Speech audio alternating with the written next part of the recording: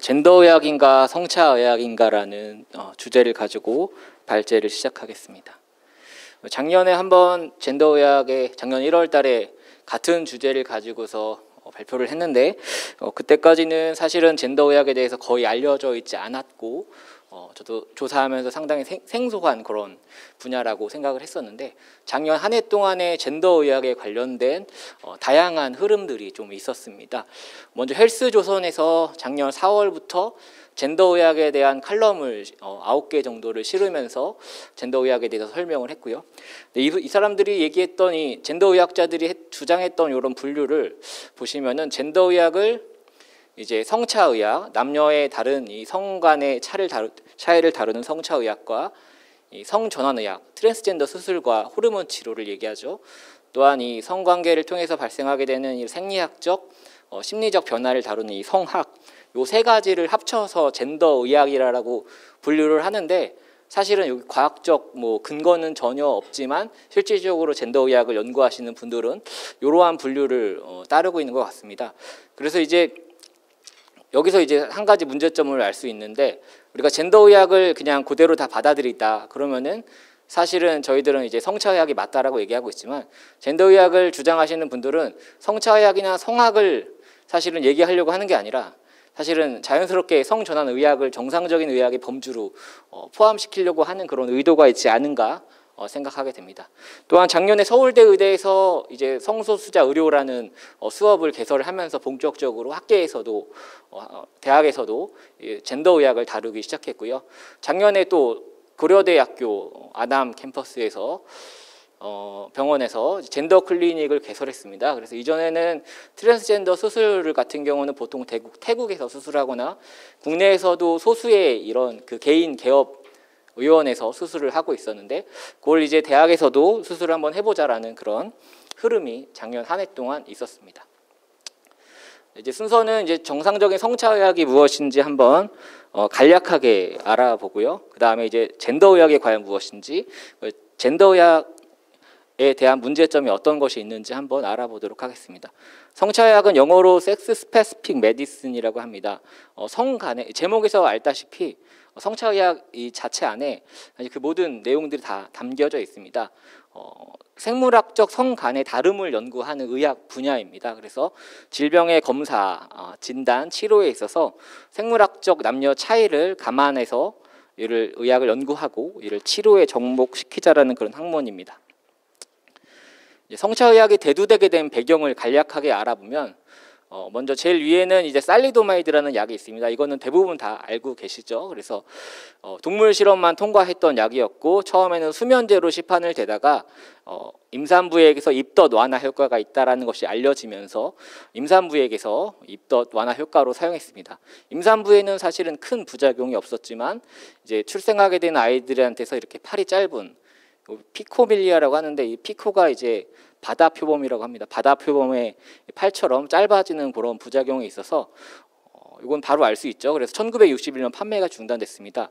이때는 이제 임상 시험이 거의 제대로 이루어지지 않고 동물 실험만 통과했던 그런 약이었습니다.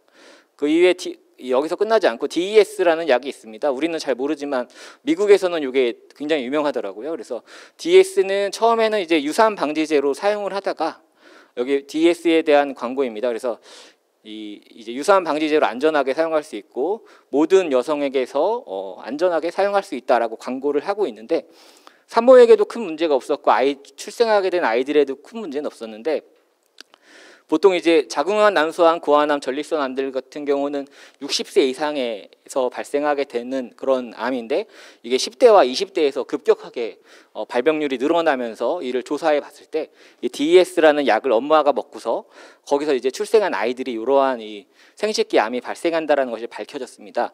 그리고 지금까지도 미국에서는 그 피해가 계속되고 있고요. 한 300만 명 정도의 그 산모가 이 약을 먹어서 아이들에게 영향을 미쳤다라고 얘기합니다.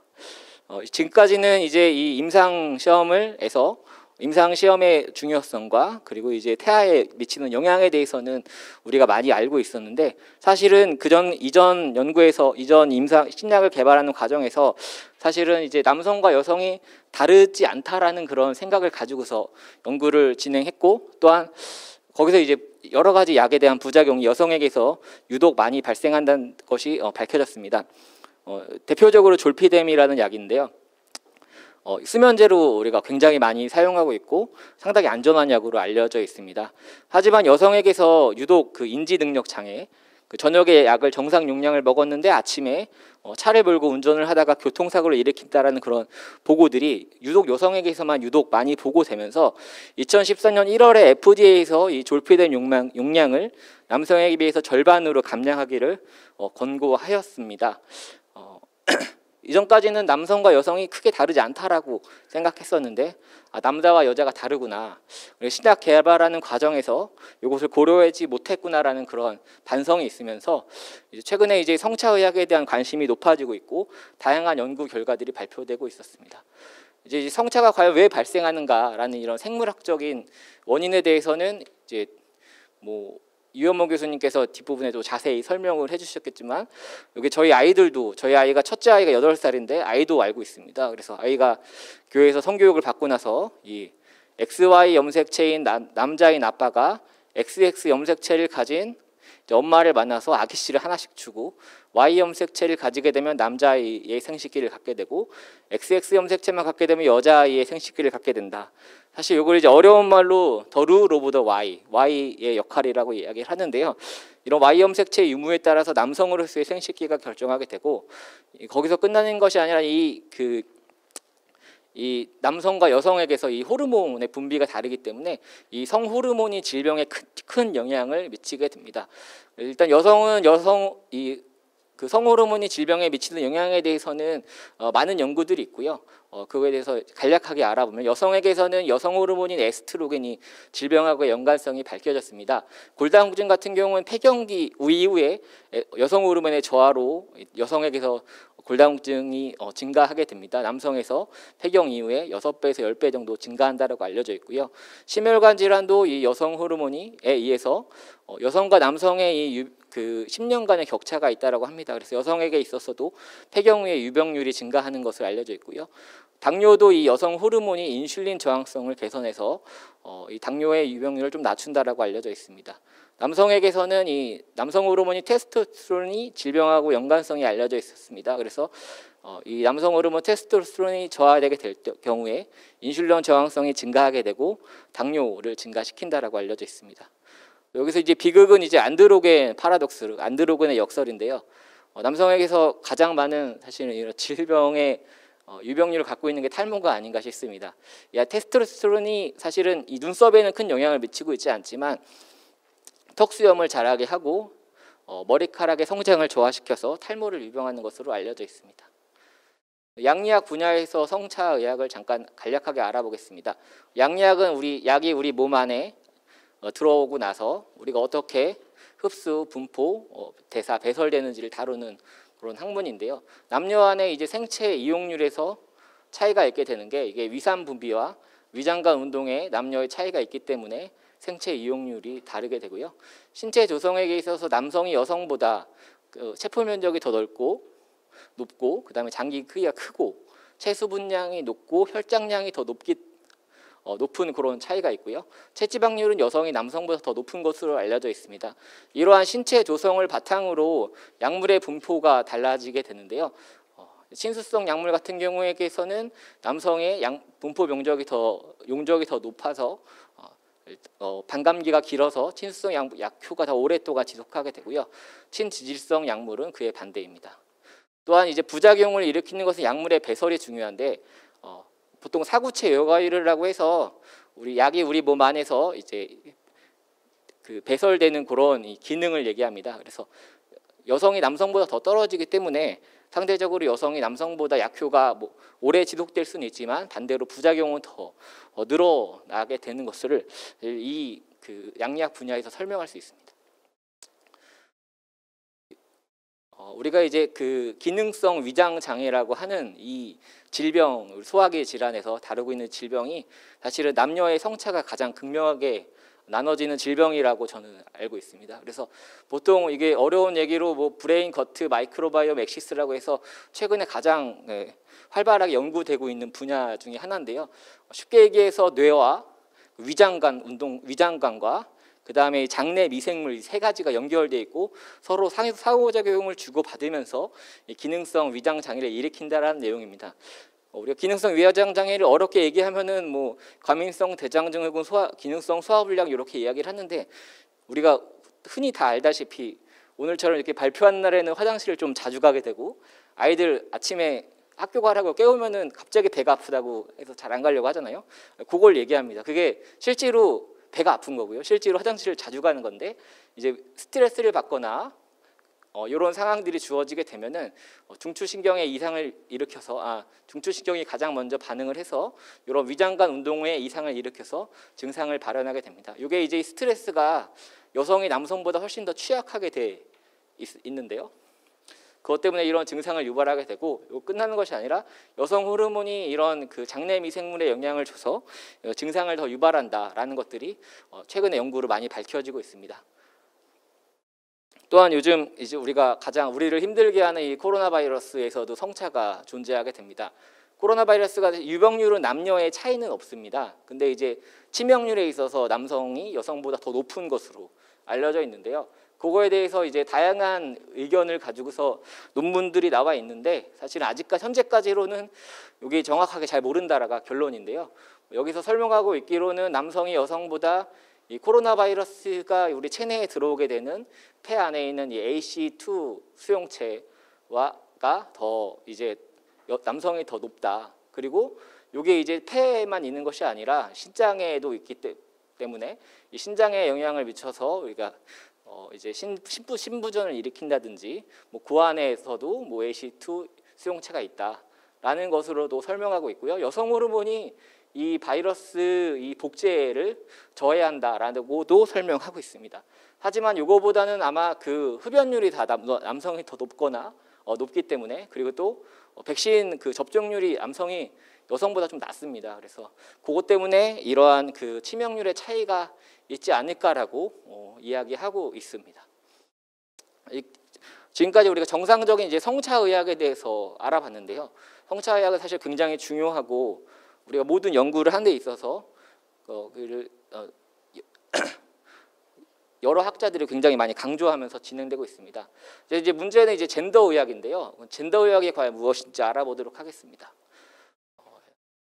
젠더의학은 이제 성 대신에 성차를 젠더로 그런 치환시킨 그런 개념인데요.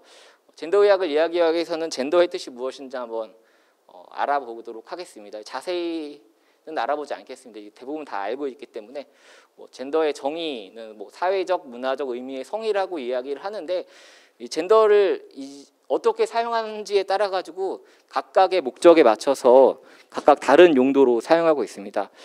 대부분 이제 과학이나 의학의 분야에서는 젠더를 대부분 다 생물학적 성이라는 개념으로 사용하고 있고요. 또한 동성애자들은 이 젠더를 스스로 선택할 수 있는 어떤 성적 지향, 성적 정체성이라는 개념으로 사용하고 있고요. 또 일반적으로는 사회적, 문화적 의미의 성으로 사용하고 있습니다. 젠더를 처음 사용한 것은 존 머니고요. 이때 이제 존 머니는 젠더를 양육과 교육을 통한 성 정체성이 결정된다라는 그런 개념으로 젠더를 사용했습니다. 이제 문제는 이제 그 젠더 주류화 정책인데요. 젠더라는 이 개념이 처음 이 국제 사회에서 사용하게 된 것은 1995년 4차 세계 여성 대회에서 이 생물학적 성이라는 이 섹스 대신에 이거를 이제 젠더로 사용하기를 회원국들에게 의무화를 요구했고, 이런 젠더 주류화 정책을 법 제정 연구에 반영하기를 요구했습니다. 그래서 이제 젠더 의학은 이 젠더 주류화 정책의 일부라고 볼 수 있습니다. 젠더 의학의 사상적 토대를 잠깐 알아보면, 현숙경 교수님이 작년에 발표한 강의안을 그대로 갖고 왔습니다. 사실 페미니즘 운동의 이런 흐름과 그 궤를 같이 합니다. 우리가 1세대 페미니즘 운동은 이제 참정권 보장하는 그런, 여성에게서도 참정권을 돌려달라라는 그런 운동이었는데, 사실 이게 이제 성차의학과 거의 그 비슷한 그런 흐름 안에 있고요. 하지만 페미니즘 1세대 운동은 사실은 큰 문제가 없었습니다. 하지만 2세대 페미니즘, 레디컬 페미니즘, 3세대 젠더주의가 들어오게 되면서 사실은 페미니즘에서도 문제가 일어나는데, 이러한 이 2세대 페미니즘, 3세대 젠더주의가 젠더 의학에 물든 그런 오염된 것으로 볼 수 있습니다. 젠더 의학의 정의를 알아보면, 우리가 이제 태아에서부터 태아가 출생하게 되고, 출생 이후에 성인이 될 때까지 생물학적 요인에 인해서 이 질병의 유병률에 차이를 미치고 있지만, 그 이외에 다른 이러한 그 성 역할, 영양 상태, 라이프 스타일들이 질병에 어떠한 영향을 미치는지를 연구하는 분야를 젠더 의학이라고 이야기합니다. 젠더 의학자들 오른쪽 아래의 그래프를 보시면 이 젠더 의학자들이 주장하는 건데, 나이가 들수록 Y축은 이제 질병의 위험도를 표시하고 있습니다. 나이가 들수록 이 생물학적 요인에 의한 질병의 위험도는 사실은 크게 커지지 않고 있지만, 이런 이 생물학적 요인을 제외한 이런 사회 문화적인 요인들, 그러니까 사회 경제적 상태, 아니면은 비만, 흡연율, 운동 부족, 위험 행동을 하는 이러한 이 다른 요인들이 질병의 위험도를 더 높인다라고 주장하고 있습니다. 하지만 여기서 이제 두 가지 좀 잘못된 부분이 있는데, 질병의 종류에 따라서 이제 생물학적 성이 영향을 미치는 경우가 비중이 큰 질병들이 있고요. 아니면은 이 생물학적 성과 다르게 뭐 흡연 때문에 폐암이 유병률이 증가한다든지 이런 이제 다른 원인들이 영향을 미치는 경우가 있는데, 이렇게 일률적으로 이제 생물학적 요인보다 사회적인 요인이 더 영향이 크다라고 주장할 수는 없습니다. 또한 이 생물학적 원인을 제외한 다른 모든 것들을 사회적 요인이라고 사실 이야기하지만, 이것을 그 사람들은 전부 다 이게 젠더에 연관된 사회적인 요인이다라고 주장하고 있습니다. 하지만 뭐 흡연이나 뭐 비만, 운동 부족 이런 것들이 사실은 이 생물학적 젠더에 연관된 행동들이 아니라 개인의 선택이기 때문에 사실 이런 것들을 전부 다 젠더로 주장할 수 있는 근거는 전혀 없습니다. 젠더 의학을 이야기하기 위해서 더 큰 그림으로 젠더 혁신이라는 이런 개념을 먼저 알아야 되는데요. 맑기 어두운 AI 가전을 젠더 혁신으로 귀를 틔워야. 이 내용은 이제 우리가 AI 그 인공지능 전자제품을 많이 사용하게 되는데, 남성의 목소리는 인식을 잘 하지만 여성의 목소리는 잘 인식하지 못한다. 그런 문제점이 있는데, 이걸 젠더 혁신으로 해결해야 된다라고 주장하고 있습니다.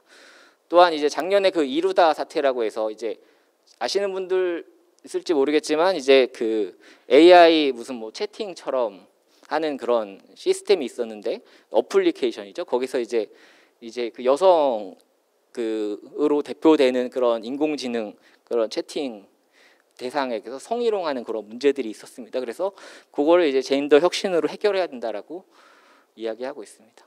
젠더 혁신이 무엇인지 간략하게 알아보도록 하겠습니다. 젠더 혁신은 2005년에 여기 그림에 있는 스탠포드 대학의 론다 슈빙어 교수가 제안한 개념입니다. 젠더 분석을 도구로 사용해서 새로운 지식을 만들고 혁신을 해야 된다라고 주장하고 있는데, 젠더 혁신을 위한 이 세 가지 전략을 이야기하고 있습니다. 첫 번째로는 숫자 고치기입니다. 과학기술 연구 현장에서나 아니면 임상 그 의사결정 기구에서 남녀의 숫자를 다 맞춰야 된다. 마치 페미니즘 운동에서 얘기하고 있는 그 여성 할당제와 같은 그런 개념이고요. 두 번째로는 이 숫자만 고쳐서 끝나지 않는다. 기관을 고쳐야 된다. 이미 가부정적인 남성 위주의 시스템이 갖춰져 있기 때문에 이러한 문화를 바꾸지 않고서는 안 된다라고 주장하고 있습니다. 세 번째로는 이런 숫자 고치기, 기관 고치기를 통해서 새로운 혁신적인 기술을 창조해야 된다. 젠더 평등한 새로운 지식을 창조해야 된다라고 이야기하고 있습니다. 이것을 이제 의학에서만 끝나는 것이 아니라 과학, 기술, 환경 분야에서 이러한 젠더 혁신 분야를 강조해야 된다라고 주장하고 있습니다. 이제는 이제 다른 영역, 각각의 영역에서 어떻게 이런 젠더 혁신이 이루어지고 있는지를 한번 다뤄보도록 하겠습니다. 먼저 해외 주요 연구재단에서 젠더 관련 정책이 쏟아지고 있습니다. EU 위원회에서 2020년까지 연구 혁신 분야에서 젠더 평등을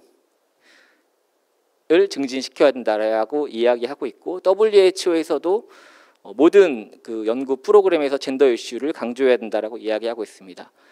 또한 이제 문제가 이제 연구비 지원을 할 때 젠더 분석을 반드시 적용해야 된다라고 이야기하고 있습니다. 우리가 학술지 편집, 우리가 논문을 쓸 때도 젠더 분석을 반영하기를 가이드라인을 제시하고 있습니다. 가장 유명한 이 가이드라인이 유럽 과학 편집자 협의회가 2012년부터 젠더 정책 연구회를 설립을 해서 3년 동안 이제 가이드라인을 만들었는데 이 문제는 이제 젠더 정책 연구원이 전부 13명인데 여성이 8명이고 남성이 5명입니다. 우리가 앞에서 설명했던 이 숫자 고치기, 남녀의 숫자를 맞춰야 되는데 이미 남녀의 숫자가 많지 않죠.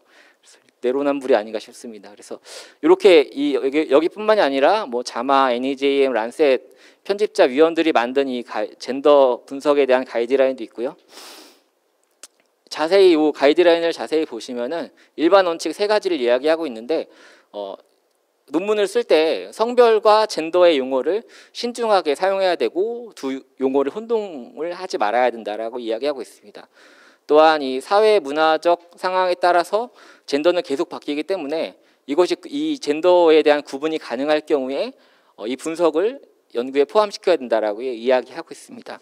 자세한 뭐 권고 사항으로 제목을 정할 때 서러운 방법, 결과에 대해서 어떻게 이제 젠더 분석을 적용해야 되는지를 이야기하고 있고, 만약에 젠더 분석을 하지 못할 경우에 디스커션에 왜 젠더 분석을 제대로 하지 못했는지를 설명하라라고 요구하고 있습니다. 여기서 끝나는 것이 아니라 이제 보게 되면은 동물 실험에서도 성별 분석을 어떻게 해야 되는지, 또 임상 시험에서도 임상 연구를 할 때도 젠더 분석을 어떻게 해야 되는지를 굉장히 다양한 가이드라인을 또 제시하고 있습니다. 젠더 의학의 이제 국내 동향을 알아보면 2014년도에 여성가족부에서 성분석 제도화를 위한 필요성을 최초로 제시했고, 2015년도에 아시아 태평양 젠더 서밋이 개최됐습니다. 젠더 서밋은 이 론다 슈빙어 교수가 여기 있죠. 2015년 젠더 서밋 현장입니다. 그래서 똑같습니다. 그래서 과학기술 연구 현장에서 어떻게 젠더 혁신을 도모할까라는 것을 연구하는 그런 회의이고요. 2016년도에 그 젠더 혁신 연구센터가 설립이 됐는데, 이게 이제 작년에 또 승격이 됐습니다. 한국과학기술 젠더 혁신센터로 승격이 됐습니다. 또 작년 4월 달에 젠더 혁신법이라는 과학기술 기본법이 제정됐는데요. 뒤에서도 알아보겠지만 이 젠더 혁신에 대한 내용이 그대로 다 들어 있습니다. 2015년도 아시아 태평양 젠더 서밋 서울 선언문을 잠깐 발췌를 했습니다. 여기서 보시면 알다시피 앞부분에서 얘기했던 이 젠더 혁신을 위한 3가지 전략들이 그대로 다 들어 있습니다. 어린아이들이 9개월밖에 안 됐는데도 젠더 역할을 구분할 수 있다. 2살이 되면은 젠더 고정관념을 갖게 된다. 사실은 저희 이거 정상으로 알고 있는데 이것이 잘못된 거다. 부모의 사회에 고정관념이 투여된 것이다 라고 이야기하고 있습니다. 이러한 이 잘못된 이 문화가 이 전통적인 남녀 불평등 때문에 제대로 된 과학기술이 발전하지 못한다. 그렇기 때문에 이 조직 문화를, 불평등한 문화를 고쳐야 된다. 기관 고치기죠. 그래서 연구원을 모집하는 데 있어서, 그리고 실력 평가하는 데 있어서 남성에게 더 유리하다. 이러한 잘못된 기관 조직 문화를 바꿔야 된다. 이것도 기관 고치기입니다. 또한 이 고용과 연구 기금을 신청하고 그 성공률을 평가해서 남녀의 숫자를 맞춰야 된다고 이야기합니다. 이거 숫자 고치기죠. 앞부분에서 얘기했던 젠더 혁신을 위한 전략들이 다 들어 있습니다. 작년에 이제 과학기술 기본법이 개정이 됐는데 여기서도 이제 젠더 혁신에 대한 내용이 다 들어 있습니다. 4차 산업혁명에서 혁신적인 기술을 만들기 위해서 젠더 요소를 반영해야 된다. 또한 특정 성별을 중심으로 연구가 진행될 경우에 불완전한 지식이 창출된다. 그렇기 때문에 젠더 혁신을 통해서 새로운 과학기술의 혁신을 만들어야 된다라고 이야기하고 있습니다. 이제 마지막 결론인데요. 젠더 이야기라고 할 때 문제점이 몇 가지 있습니다. 일단은 그 젠더라는 용어 자체에 대한 정의가 굉장히 모호하고요. 자기가 원하는 목적을 가지고서 각각 다르게 사용하고 있습니다. 젠더 굉장히 심리적이고 추상적이고 자신의 생각과 느낌에 따라서 변하는 그런 허상과 같은 개념이고요. 이런 이제 제대로 정리가 안 된 개념들이 객관적인 과학의 영역에 침투하면 안 된다라고 생각합니다. 또한 의학적 차이는 XY 염색체에 기반한 이 생물학적 성차에 의해서만 도출이 됩니다. 이런 젠더의 차이에 의해서 의학적 차이가 발생한다는 연구 결과가 일단은 부족하고, 만약에 이제 뭐 트랜스젠더에게서 뭐 특정 질병이 더 유병률이 높다라는 것들 내용이 있긴 하지만, 그것은 사실은 트랜스젠더들이 위험 행동을 더 많이 한다든지 아니면 정신적인 문제가 있다든지 그런 거에서 찾아야지 그것을 의학으로 받아들이면 안 된다라고 주장하고 있습니다. 또한 이제 그 성차의학에서는 남녀 간의 다름을 연구하는 학문이 성차의학인데요.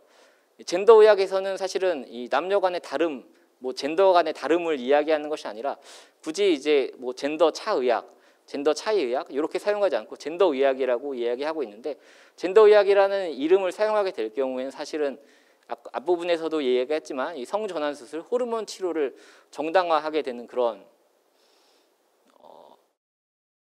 용어가라고 생각을 하게 됩니다. 또한 젠더의학은 성차를 사실은 기반을 하고 있는 것이 아니기 때문에 지금 진료 현장에서 생물학적 성을 알 수 없는 경우가 사실은 이제 앞으로 종종 생기지 않을까 생각합니다. 그래서 지금 트랜스젠더 수술을 하게 된 경우는 생물학적 성을 사실은 알 수 없는 경우가 많기 때문에 그럴 경우에 이제 오진, 약물 부작용 가능성이 있을 거라고 생각합니다. 결론으로는 의학에서 남녀 차이는 엄연하게 존재하고 이러한 이 남녀의 차이에 관련된 의학을 성차의학에 부르고요. 실제 의료 현장에서는 굉장히 중요합니다. 하지만 젠더의학은 앞부분에서 설명했다시피 급진적인 페미니즘과 젠더주의에 물든 유사 과학이라고 설명할 수 있습니다. 그렇기 때문에 우리는 젠더의학이 아닌 성차의학이라고 불러야 합니다. 이상입니다.